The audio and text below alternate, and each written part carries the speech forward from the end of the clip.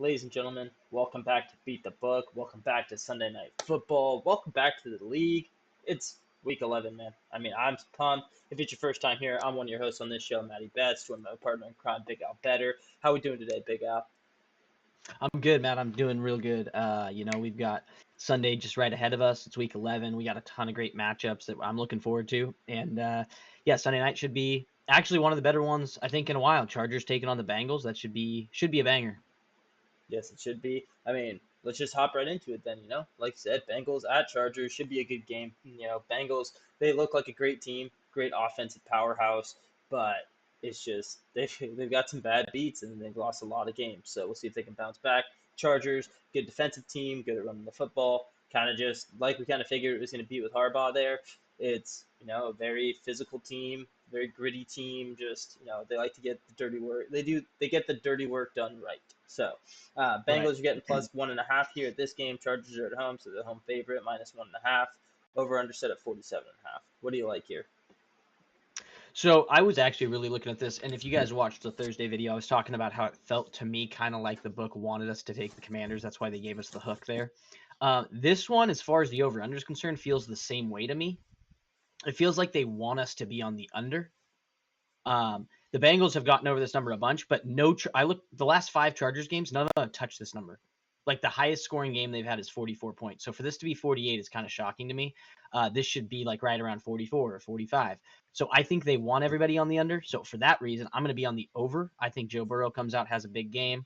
And then it's tough for me to get why the line is 1.5 also, because you would think with the way the Chargers have been winning that they should be like 3 or 4 point favorites, right?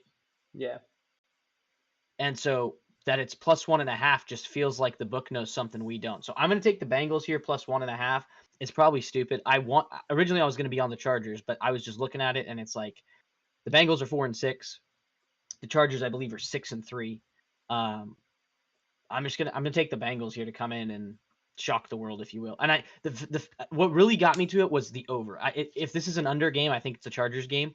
But the over makes me think if the book thinks there's going to be a lot of points, then I lean towards the Bengals. Yeah, no, I'll follow you on that one because I also have the over and the Bengals at 1.5.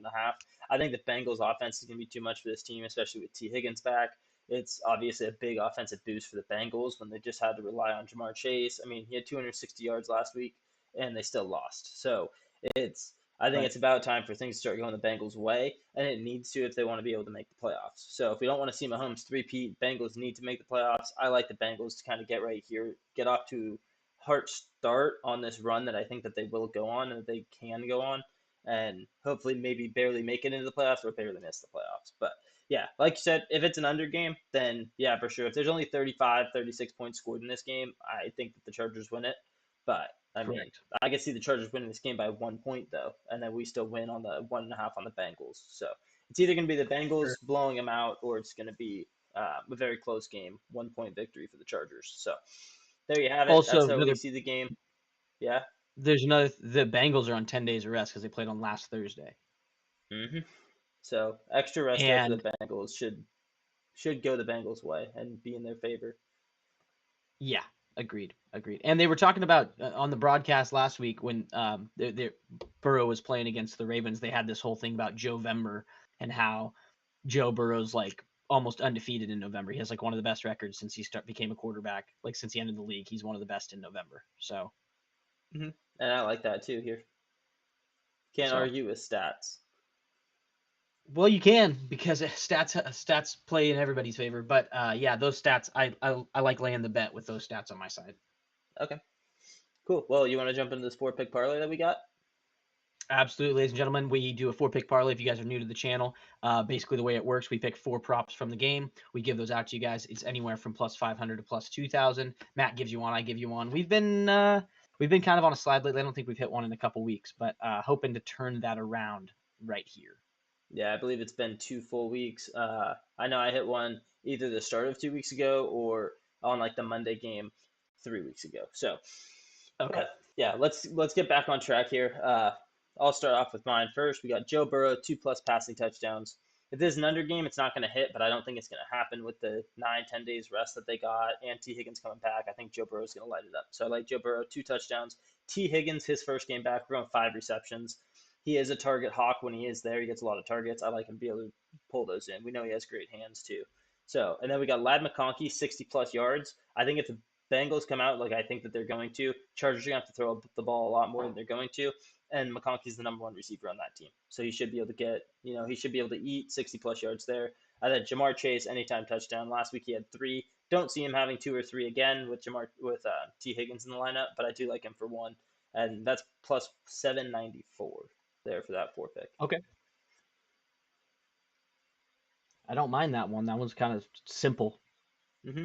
It's pretty simple. It's not anything crazy. Obviously, the touchdowns always kind of give me cause for pause, but other than that, all the other things seem pretty gettable, especially if the game script goes the way that we think it's going to go. Mm-hmm. All right, I will hop into mine real quick. It pays out a little less than yours. This one pays out plus 660 over on DraftKings. I've got J.K. Dobbins, 60 plus rushing yards. I've got Joe Burrow, 250 plus passing yards. I have T. Higgins, 50 plus receiving yards, and I have Lad McConkey, 50 plus receiving yards. Like you said, McConkey's kind of the guy over there, so him to get to 50 shouldn't be too terrible. Higgins coming back. Joe Burrow loves him, so he's going to find him the rock. And then I think Burrow's just going to have a big game. And then we know the Bengals defense isn't great, so J.K. Dobbins should be able to pick up 60 plus. Yeah, for sure. I don't mind those picks either. Pretty simple there for you too. Kind of went with my play, except you went with the yards instead of the touchdowns and receptions. So with Burrow and Higgins at least. Yep, exactly. Mm-hmm. All right, cool. Touchdown scores for you guys. I almost always have a reach play for you guys with mine. Alan gives you 3, I give you 3, and then I throw in an extra reach play there, which is around plus 300 to plus 5 or 600, depending on how I see the game going, and if the books are fading somebody, I like playing them. Just because, I mean, you can make up for your whole entire day if you have a plus 400 or a plus 500 touchdown score. If they get a touchdown, you just made all your money back, and you're sitting pretty. So first we got Jamar Chase, kind of a no-brainer there. He's sitting there over on FanDuel. He's plus 105. I mean, it's Jamar Chase. We don't really have to talk too much about him. He's dog, one of the best receivers in the league. And then we got T. Higgins, his first game back. I like the idea that Jamar Chase just had 264 passing yards. If they double, or receiving yards, if they double anybody, it's going to be Jamar Chase, which T. Higgins is going to have single coverage the whole entire game. I like that for T. Higgins to get in the end zone. Then we got Lad McConkey, like we already talked about. It's pretty much all the guys from my parlay we're throwing in there to get touchdowns. Because, I mean, that's just the way that this game's going to go. I'm not taking the running backs here, even though they will most likely score. I just don't like how favored they are in this matchup. And then we got Mike Gesicki as a reach of this game. He's sitting at plus 300. And I like him as the number 1 tight end over there. So, what were the odds on McConkey and Higgins? McConkey's plus 195, and then T. Higgins is plus 135. So book's kind of around there. The book knows that when T. Higgins is in there, he's one of the first red zone targets. So yeah, he's very good, very good. I have just one of the same guys you've got. I also have T. Higgins. He's actually plus 160 over on DraftKings. So hey, you never see you that. Can do that what you need. Barely. Then I have J.K. Dobbins at minus 110. I think he finds the end zone. I just think the Bengals defense is soft. So I think, and we know that the Chargers like to run the rock. So I feel like he's going to get in the end zone. And then my last pick is Quentin Johnston for the Chargers. He's at plus 205 over on DraftKings, and I like him to get the end zone. I think McConkey's going to get a lot of the top corners and stuff. And every time I feel like when I'm watching the Chargers on Sunday and they're on red zone, it's like Quentin Johnston touchdown just randomly throughout the day when a Chargers game's on. So I like him to get in the end zone. Okay. Yeah, I actually don't mind that with Quentin. We'll see. I don't think he's been Mr. Reliable this year, but he is still the number 2 on that team. And I mean, like you said, like every time that you see a Chargers game, it's like, oh, and there he is with a big catch or touchdown. Right. So he definitely still gets targets, and he still gets favorable targets and also favorable matchups because of how well McConkey's played this year. So, absolutely. Well, there you have it, ladies and gentlemen. That is how we see Sunday Night Football going. NFL Week 11 should be a good game. Honestly, in my opinion, I think it should be. I don't know if it should be high scoring on the Bengals side. We'll see what the Chargers can do to come back and kind of try to keep up with that offense that we think that we're going to get from the Bengals. But anything else you want to add to this, Al, before we close? No, that's it. Just appreciate you guys for tuning in. As always, protect the bag and beat the book, and we will catch you guys in the next video.